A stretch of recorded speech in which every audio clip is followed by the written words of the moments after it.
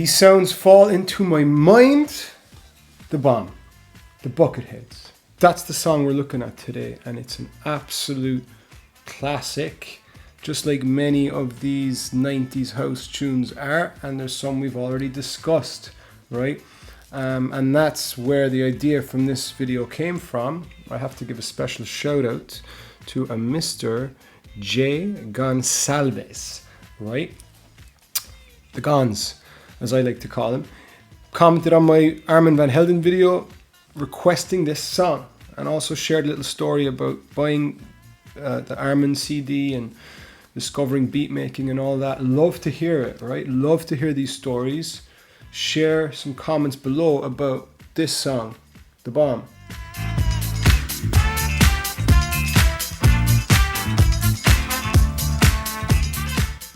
It's the type of thing where, like, you can hear that song. How can you be upset and hear that, right? House music is such just a lovely genre to just listen to and be like, it's all gonna be okay. But anyway, this song came out in 1995, and it was made by the Bucketheads. So who are the Bucketheads? Are they a one-hit wonder?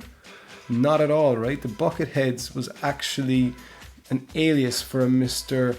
Kenny Dope Gonzalez, right? And he was part of the duo Masters at Work, and they were remixers, right? So they remixed a lot of songs mainly, but produced some of their own ones too. And I guess the thing about remixes back then and today, you know, it's a song in itself. You're basically taking a song, sampling it to make it a club version, and that was really common back then and today, and it could even be a mark of honor to say, oh, Masters at Work made a remix of my song.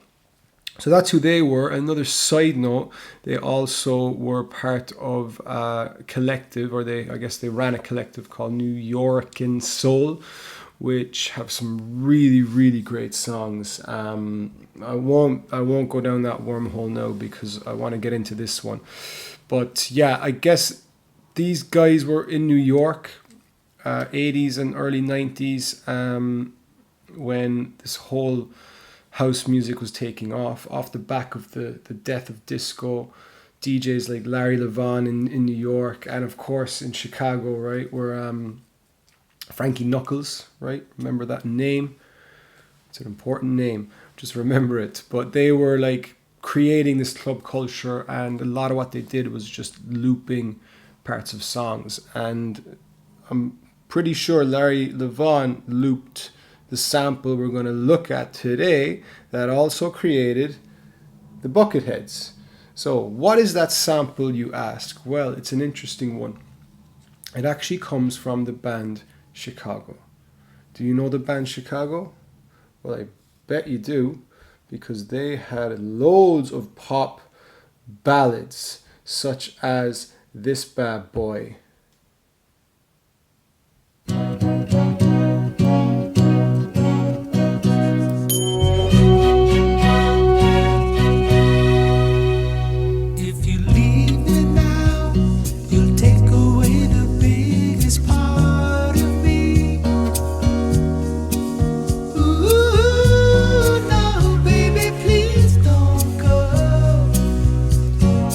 Like, that song is a legendary one. The other one you have to know, if you don't know that, is Inspiration.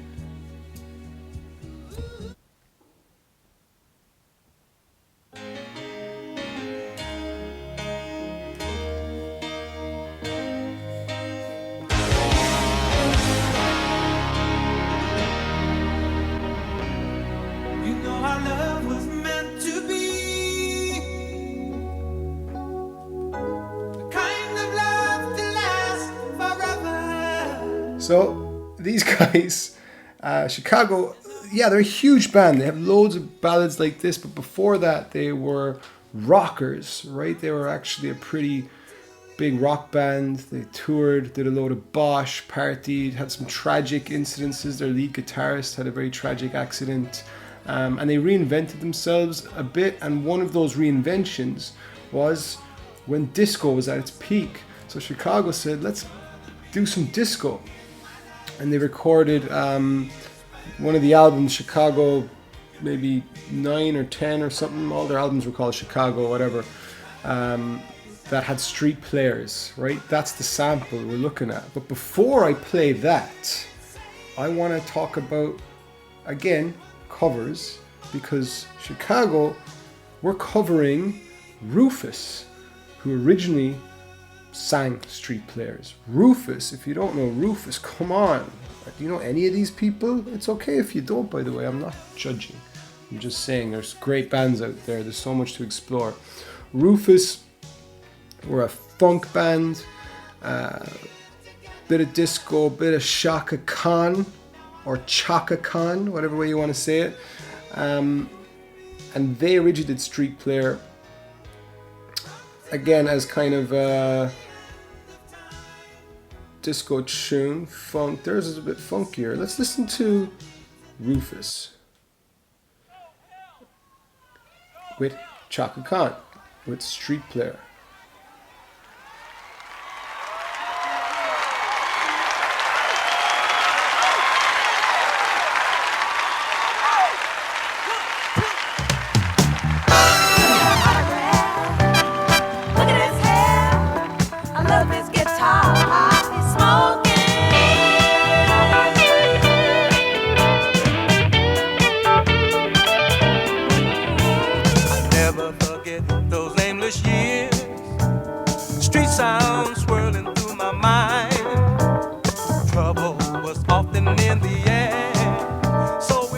Did you hear it? Did you hear them singing the song from Bucketheads? Of course you did. What's really good to note here as well is the bass line is a Mr. Bobby Watson playing there.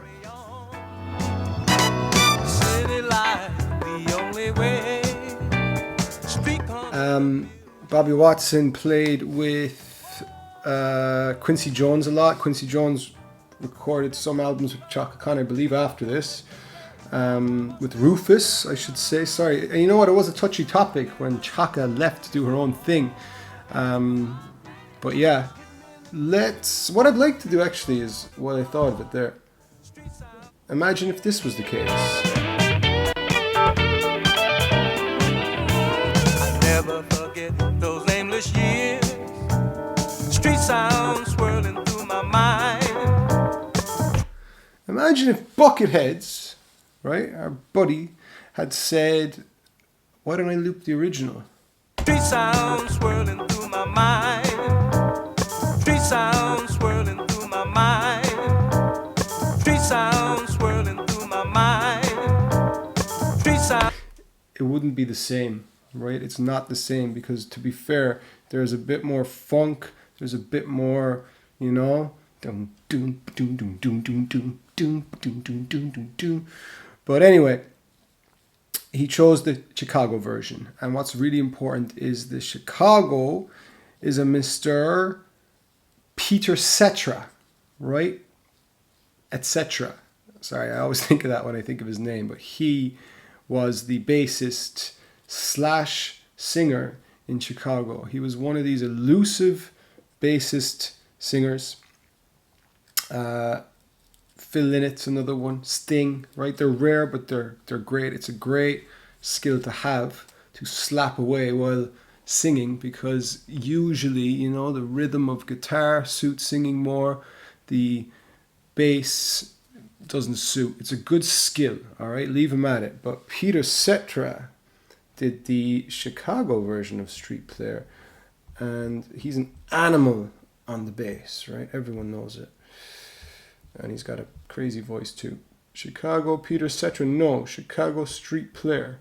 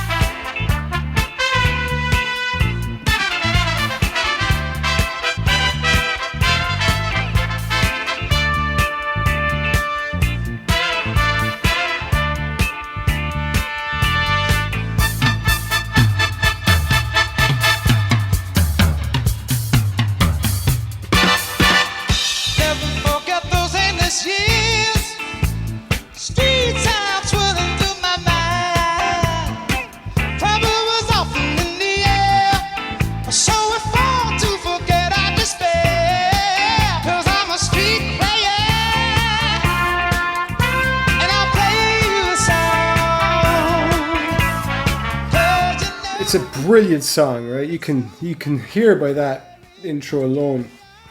It's a great song. When we heard the two key bits there, right? Fair play to Peter for slapping away and turning that kind of funk tune into a disco groove, more suited to the clubs. But let's get the samples in, shall we? So the first one's at the very beginning.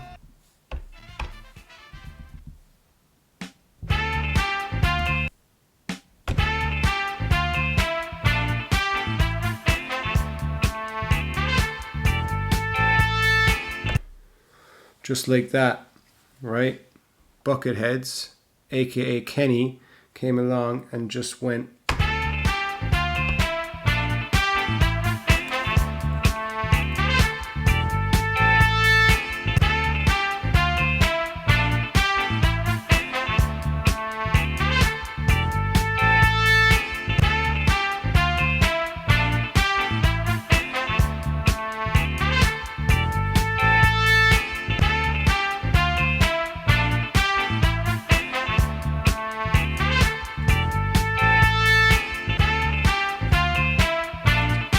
All right, that'll do, Kenny.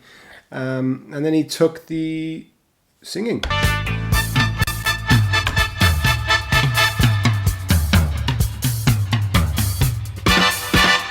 Never forget those endless years. Street time swirling through my mind. Right?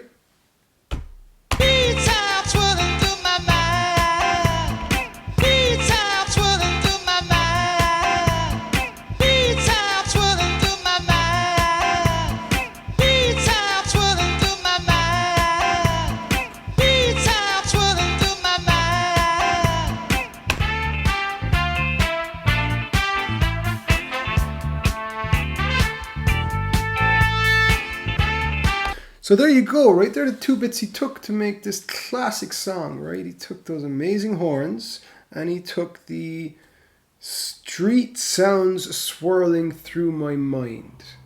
Not these sounds fall into my mind. It's one of those, what are you hearing, what are you seeing type things. You know, what do you hear?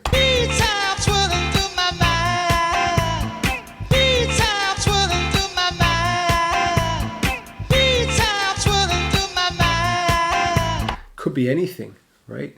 And then the bass line was taken from the first bit.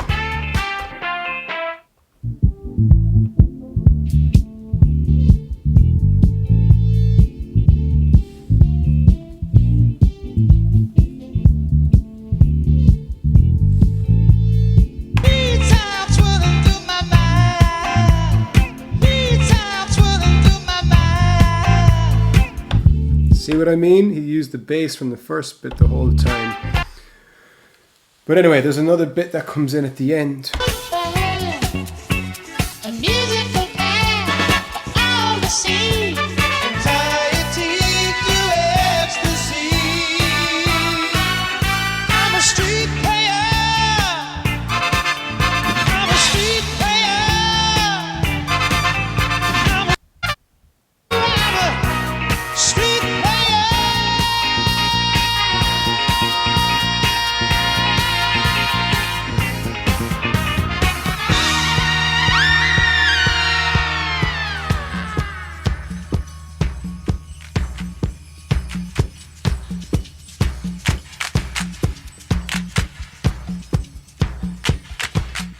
Big, you know, 4 to the floor breakdown, clearly made for the clubs of the time that were just about to die, or the sound at the time, right? The disco sound was everywhere back then. I don't think there's ever been as much of a crazy like fever for a type of music in the mainstream, right, as there was back then, right? Nothing I think compares, at least in Western culture, right? So this whole bit.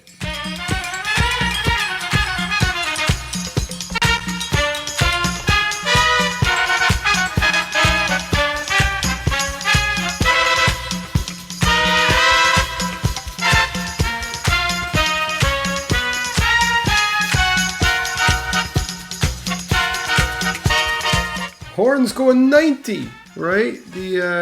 And Chicago were known for horns throughout their career. They were one of the first bands that brought like horns into rock and roll, which led to like yacht rock, Steely Dan type stuff. But Chicago did it first, allegedly.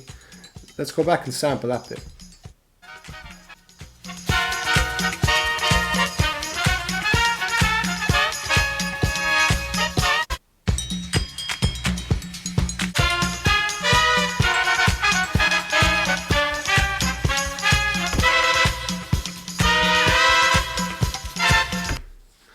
Just like that. So those three sections of this song are the main tune of the bomb, right?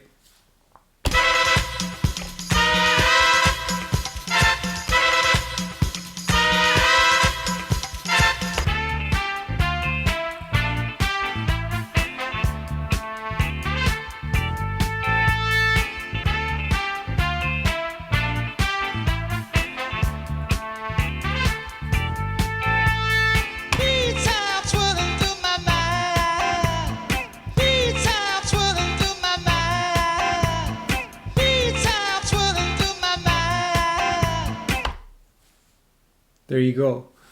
That is the bomb with Bucketheads. I hope you enjoy it. Tried to keep this one relatively quick. I'm not going too many tangents. But anyway, we'll see you next time. As always, drop a comment, right?